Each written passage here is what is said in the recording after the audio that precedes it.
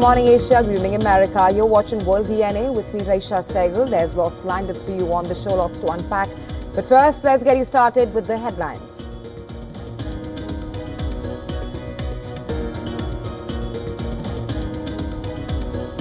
US President Donald Trump signs executive orders imposing tariffs of 25% on exports from Mexico and Canada.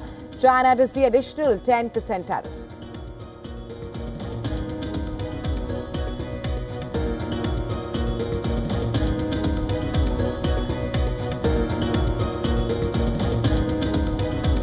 US military conducts airstrikes against Islamic State operatives in Somalia, marking the first attack in the African nation during President Donald Trump's second term.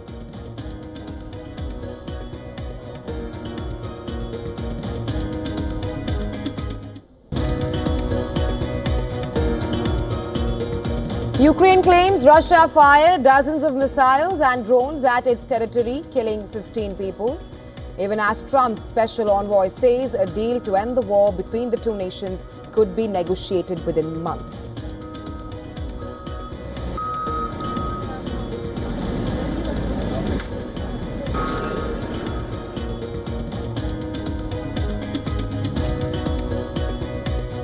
Israeli Prime Minister Benjamin Netanyahu's office says he will begin talks on the second phase of ceasefire in Gaza on Monday during his visit to Washington.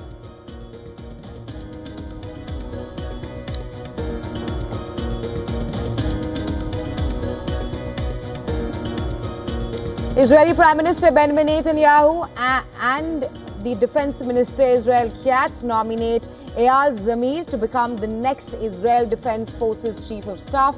He will be replacing Herzi Halevi, who resigned last week over Hamas's October 7th attack.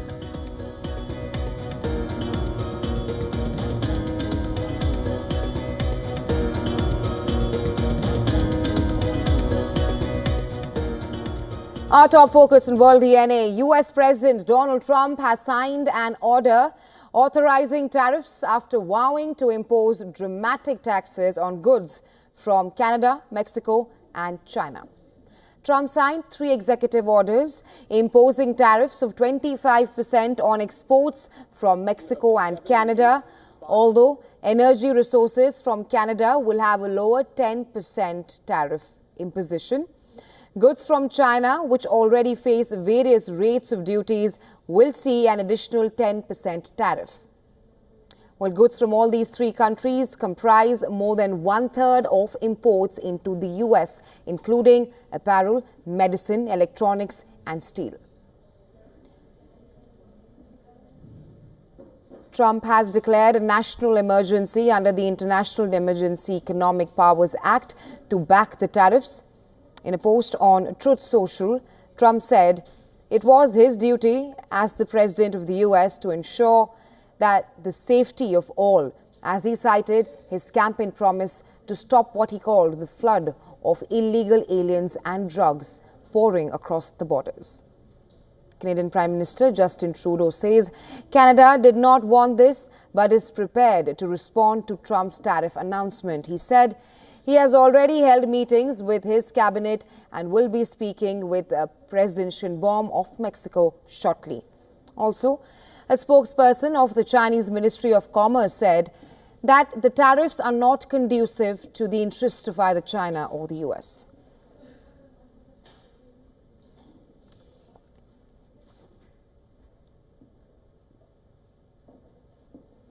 Moving on, the US military has conducted airstrike against Islamic State operatives in Somalia. This is the first attack by the United States during President Donald Trump's second term. US Defense Secretary Pete Hegseth said strikes targeted Islamic State Somalia operatives in the Golis Mountains in the semi-autonomous Puntland region. An initial assessment by the Pentagon indicated that multiple Islamic State operatives were killed in the attack. US President Donald Trump, in a social media post on Truth Social, said the strike destroyed the caves of the terrorists without harming any civilians. The post further said ISIS has been on the target of the United States and also many terrorists were killed in the attack. Somalia's president said that the operation conducted by the US reinforces the strong security partnership between the two countries in combating extremist threats.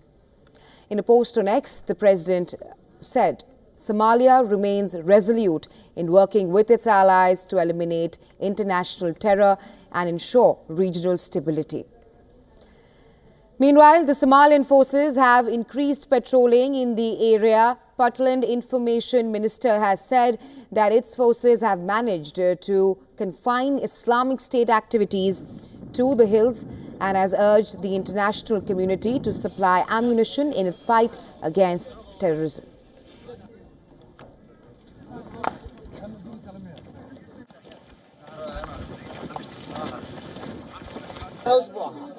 We asked the federal government to bring military supplies for it is constitutionally required. This is part of the defense of the Indian Ocean and Red Sea. Puntland has managed to stop IS from coming out the hills and infiltrating into the locals, and now Puntland is fighting IS in the hills. The federal government should bring the equipment given to Somalia, and we urge the international community is to participate in this global war also by providing us with equipment. The Islamic State affiliate in Somalia emerged in 2015 as a breakaway faction from Al-Shabaab, which is Al-Qaeda's East African link, and is most active in Puntland, particularly in the Galgala Mountains, where it has established hideouts and training camps and is led by Abdul Qadir Mumin. The Pentagon's counter-terrorism strategy in Africa has been strained as two key partners, Chad and Niger, ousted US forces last year and took over key bases that the US military had used to train and conduct missions against terrorist groups. In other news, a small medical transport plane crashed into several buildings in the US city of Philadelphia yesterday, killing all 6 people on board and at least 1 other person on the ground. It was carrying a child patient and her mother, along with 2 pilots, a doctor and a paramedic. They were all Mexican nationals. The jet was on a medical transport trip heading to Mexico with a short stopover in Missouri. Just 1 minute after takeoff, the jet plummeted to the ground.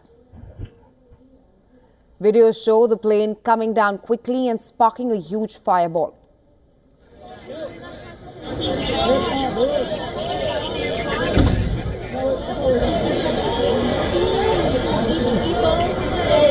Several Philadelphia residents remembered the remembered the horrific incident and mourned victims of plane crash. And it was, like we said, it was dark at the time and instrument conditions. The aircraft climbed to about 1,500 feet above the ground. We were looking at GPS data on the aircraft, a slight right turn followed by a slight left turn, and then a steep descent towards the ground where it crashed.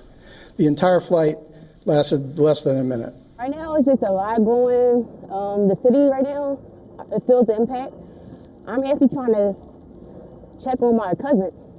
She's on one of these back blocks I'm trying to get to. They got everything blocked off. It's hurting me. And I never heard from her yet. So I just want to make sure she's okay. My heart is racing.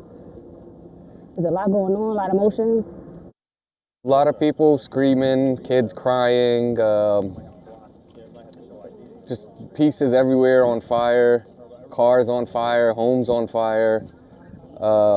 You know, people, I had a friend that he couldn't go back to his house because he actually lives right there, exactly where the crash happened.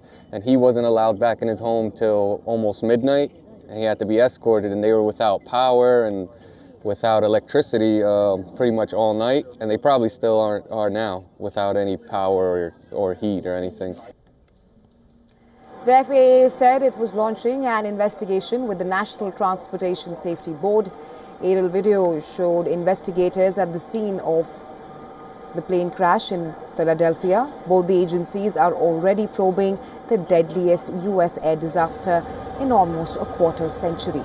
And that's after a passenger jet operated by an American Airlines collided with a Black Hawk helicopter over the Potomac River.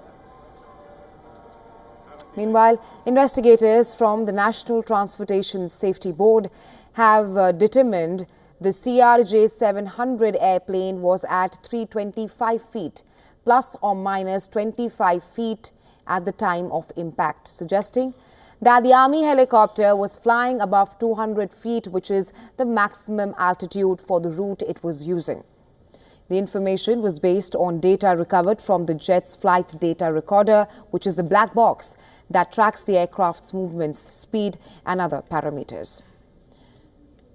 Recovery and investigative teams continued their work on Washington, D.C.'s Potomac River 3 days after mid-air collision between a plane and a helicopter that killed 67 people. Divers were searching for the remaining bodies in the frigid Potomac River after having pulled at least 41 from the water.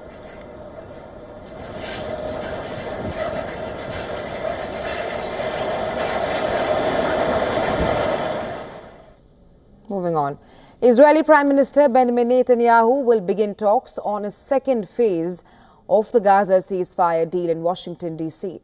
The statement comes hours after the completion of the fourth hostage prisoner exchange of the truce under the first stage of the ceasefire deal. The second phase is expected to cover the release of the remaining captives and to include discussions on a more permanent end to the war. Also, U.S. President Donald Trump, who has claimed credit for the ceasefire deal, is expected to host Netanyahu at the White House on Tuesday. A date for formal talks involving mediators and delegations from Hamas and Israel has not been set, with the 42-day first phase due to end next month. Netanyahu's office said that U.S. President's West Asia envoy Steve Witkoff will talk to Qatar and Egypt, key mediators, after which steps to advance the negotiations, including dates for delegations to leave for talks, will be discussed with the Israeli Prime Minister. On Saturday, 3 Israeli hostages were freed in exchange for more than 180 Palestinian prisoners. The Israelis freed were Ofer Calderon and Yarden Bibas. They were handed over to the Red Cross in the southern Gaza city of Khan Yunis. Bibas' wife and children still remain in captivity. U.S. Israel Keith Sigel was also freed in a similar ceremony at Gaza City's port in the north. In the hospital where he was being treated, said that he is quite good and stable.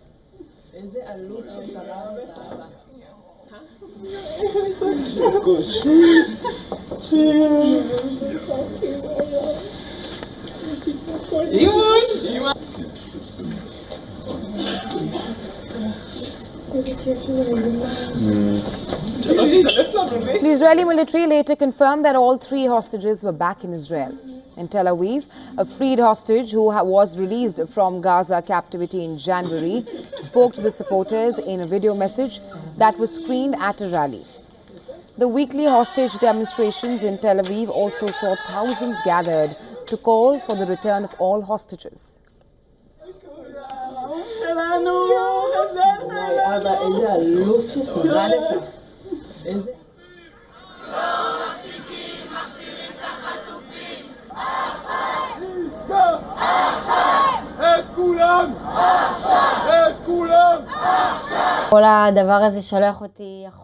I stand here today begging you, keep fighting. Don't let the deal collapse before we reach the second phase, and bring all 79 hostages home. Thank you all for standing here with us as we continue to fight. Am Yisrael Chai. Meanwhile, the Rafah border crossing has reopened for the first time since May 2024. United Nations vehicles, buses and ambulances transport Palestinian patients from Gaza into Egypt. The initial list includes 50 injured militants, 50 wounded civilians and escorts, with another 100 people expected to cross on humanitarian grounds. On the other hand, in West Bank, the Palestinian Health Ministry said that Israeli forces killed 5 people in separate strikes on Saturday in the Jenin area. Meanwhile, Israel's Prime Minister and Defense Minister appointed Eyal Zamir as the new army chief of staff. The appointment came after Israel's army chief Herzi Halevi said that he will resign on March 6th, taking responsibility for the massive security lapse on October 7th attack.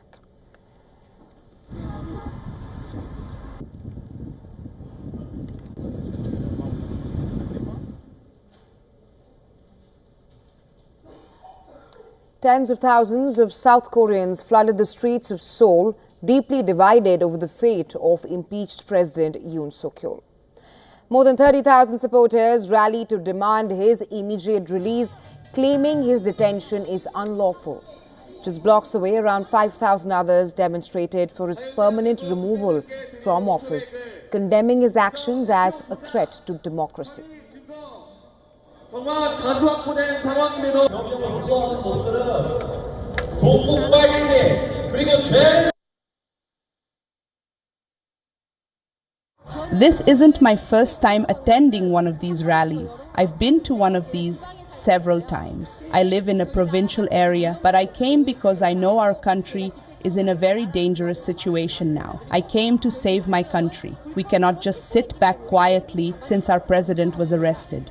I too have been consistently attending these rallies since his martial law declaration. And honestly, now that I'm here, I don't think this rally is the end of our efforts to remove Yoon Suk-yeol.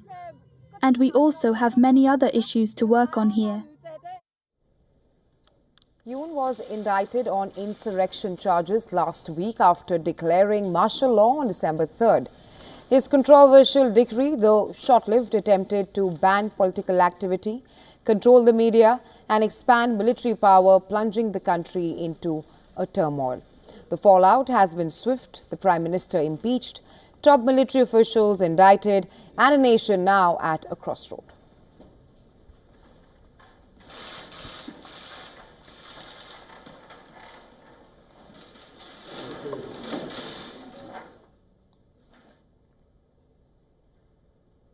Eighteen paramilitaries have been killed in an ambush in Pakistan's southwest Balochistan province. Police officials have informed a vehicle carrying unarmed Frontier Corps paramilitaries near the town of Mangochar came under heavy gunfire. Pakistan says at least 12 terrorists have been killed in simultaneous operations in the region. Chief of Pakistan's Army Staff, Lieutenant General Asim Munir, arrived in Balochistan, where he was briefed about the prevailing security situation in the province. Pakistan's senior security officials said and intelligence officers attended the meeting. Lieutenant General Munir, Balochistan's Chief Minister and Governor visited the injured soldiers in the Quetta hospital and offered prayers to those who have lost their lives. He has further vowed to hunt down what he called frenemies of the state to defend the Pakistani soil. Officials say that there were at least 70 assailants who had blocked the road and attacked the paramilitary convoy.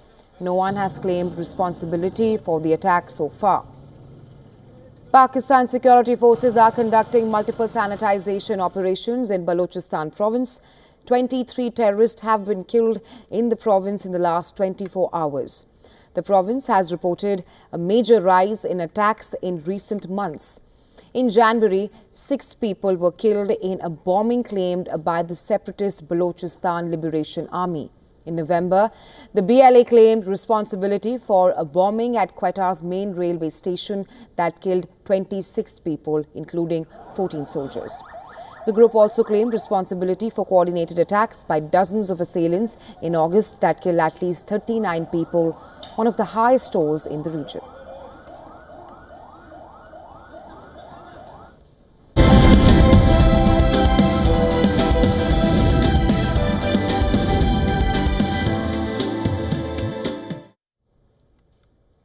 On the world of sports now, shifting tracks to cricket, Sachin Tendulkar received the Colonel C.K. Naidu Lifetime Achievement Award at the BCCI's annual awards ceremony. Jasprit Bumrah and Smriti Mandhana also received top accolades. The former Indian captain is one of the greatest players of all time and set a plethora of records over a more than 2-decade-long international career that began when he was just 16.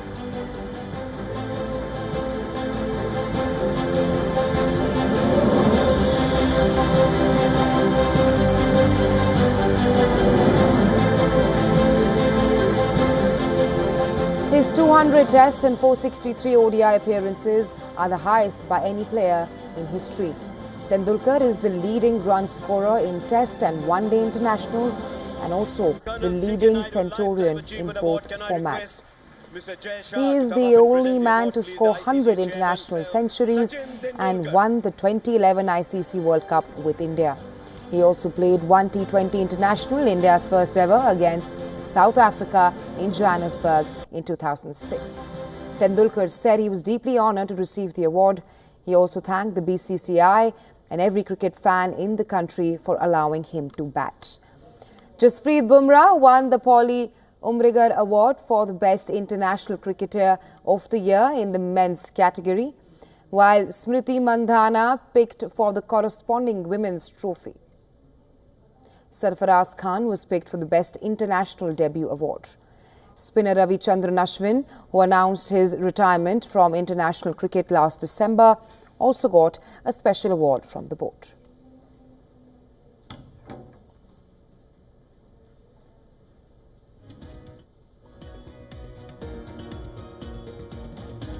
And let's now take a look at all the headlines in the world of climate. With that, we call it a wrap. Thanks very much for staying with us. You are watching WION World. Stay tuned.